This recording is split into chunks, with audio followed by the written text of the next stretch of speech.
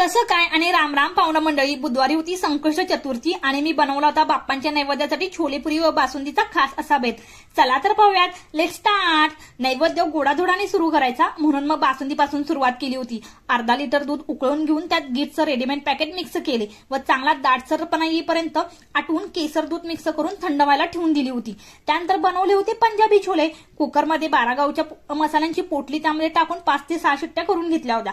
Cooker थंड होईपर्यंत मला बीटरूटच्या पुऱ्या करायच्या होत्या म्हणून मग कणिक मळायला घेतली. त्यात आवडते मसाले टाकून बीटरूट खिसून टाकले व घट्ट अशी कणिक मळून रेस्ट करायला ठेवून दिली होती. आता भाजी करून घेऊयात.